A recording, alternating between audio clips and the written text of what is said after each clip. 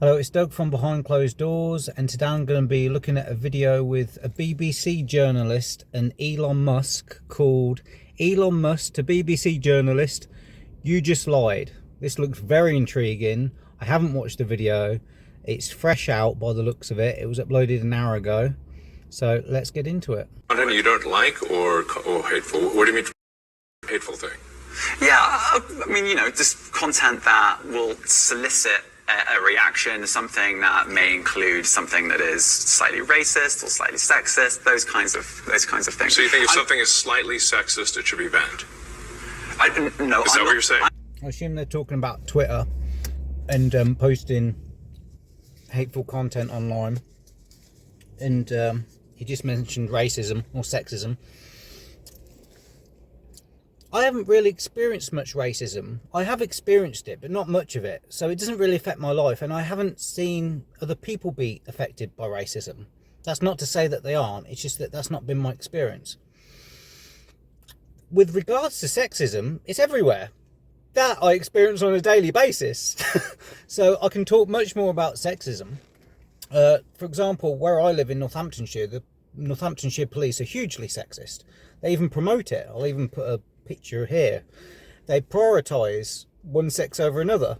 That's their campaign. They get paid huge millions of pounds, huge amounts of money to be politically sexist when it comes to policing.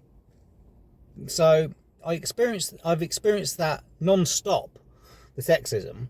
Racism, that form of prejudice, I have, like I say, I have experienced it, just not much of it. And with both, with any of the isms, ageism, I've experienced that when I started a job, and because I wasn't 18, I wasn't getting paid the national minimum wage for an 18-year-old. When you work at a job, they pay you based on your age. They like to make that an issue about sex, but it's not so much of a gender pay gap. It's more of an age pay gap. You will get paid less for doing the same job if you are younger. Very strange and very discriminatory. But if somebody is sexist or racist towards me, I just see it as their problem, not mine. Unless it affects my life, it doesn't bother me. And if somebody's writing something racist or sexist towards me, not only do I not care, I just wouldn't be reading it in the first place. So it doesn't. They can post it as much as they like, as far as I'm concerned. You would describe a hateful thing. Yeah, I mean, just content that will solicit a reaction, something that may include something that is slightly racist or slightly sexist, those kinds of things. So you think if something is slightly sexist, it should be banned? No. Is that what you're saying? I'm not saying anything. I'm saying... Well, I'm just curious. He's not saying it. He's slightly saying it. I'm trying to understand what you mean by hateful content, and I'm asking for specific examples. And if... Yeah, that's important. Like, who gets to define what is hateful and what isn't? Because again, it's pretty much subjective. It's like saying if something's funny or not. Like, if somebody tells a joke and somebody laughs and somebody doesn't, is the joke funny? If somebody genuinely laughs and is rolling around on the floor in hysterics, and the other person, it went over their head and they didn't care about it, and another person got offended by it, is the joke funny? Is it offensive? Is it insignificant? It depends on who's perceiving it. And you just said that if something is slightly sexist, that's hateful content. Does that mean that it should be banned? Well, you've asked me whether my feed, whether it's... I'd say it's got slightly more. Let's find examples. Can you name one example? I honestly don't use... Honestly, I You don't... can't name a single example. I'll tell you why, because I don't actually use that for you feed anymore, because I just don't particularly like it. A lot of people are quite similar. I only look at hang on my a second. following. You said you've seen more hateful content, but you can't name a single example, not even one. I'm not sure I've used that feed for the last 3 or 4 weeks, and Well, then how did you see the hateful content? Content. Because I've been using Twitter since you've taken it over for the last 6 months. Okay, so then you must have at some point seen for you hateful content. I'm asking for one example. Right. And you can't give a single one. And I'm saying...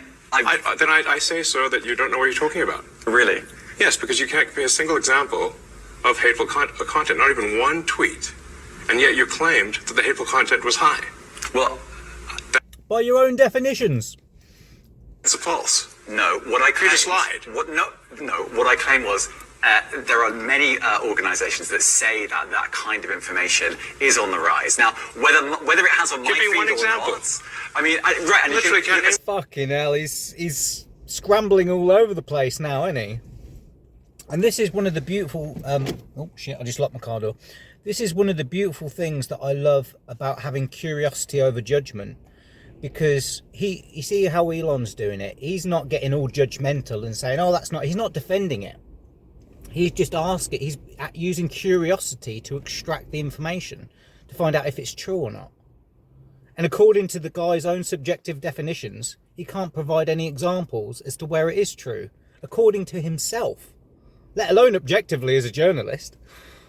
Like the Strategic Dialogue Institute in the UK, they will say that. So look, people will say all sorts of nonsense. I'm literally asking for a single example, and you can't name one. Right, and as I already said, I don't use that feed. But then how would you know that? I don't think this is getting anywhere. You literally said you experienced more hateful content.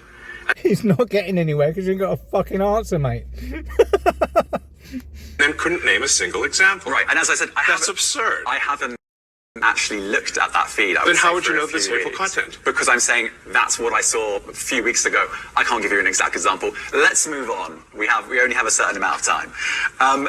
So yeah, that's all the video, 2 minutes and 20 seconds. So I think this is a really good example of still manning somebody. So let's say you disagree with somebody or you're not sure if what they're saying is true. The best thing that you can do, instead of just automatically, impulsively arguing with them, is to try and first understand their worldview, and because they might have a point. So if you can adopt their worldview and get specific examples that correlate to what they're talking about, then you can adopt their way of thinking, because it might be a better way of thinking. You don't know unless it's like wearing a suit. You don't know if it's better until you try it on. Sometimes you've got to try on a new belief system or a new thought. But when you're curious, and I think that he was asking out of genuine curiosity, when you're curious as to, oh right, so if I was to wear this, how would it work? If I was to believe what you believe and it falls apart, then you accidentally destroy their argument by trying to agree with it or trying to understand it at least. This is where curiosity can be a superpower. And I know that there's a thing whereby if you take all the brains off of a cat and leave it with the only bit of brain it has left, it becomes hyper curious of its environment. And I do believe that curiosity is linked to attention, which is linked to awareness, which is linked to consciousness, which is fundamental of life.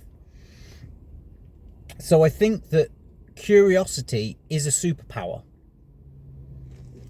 but I may be wrong about that. And I don't like the word science because it's thrown around so much, but when science is done the way that it was in the spirit that it was intended, then it's a curious endeavor. It's asking questions and finding out answers. It's not solidifying itself and using it in order to judge people. Oh, you don't agree with the science. The science says this. I followed the science. You're turning it into an ideology. You're turning it into a weapon to use against people, as opposed to just being curious, which is what science really is about. And accepting the fact that you can be wrong about something and testing something constantly. So yeah, that was a bit of an interesting video from the world's richest man there, and a very confused and bedazed BBC, let's call it a reporter.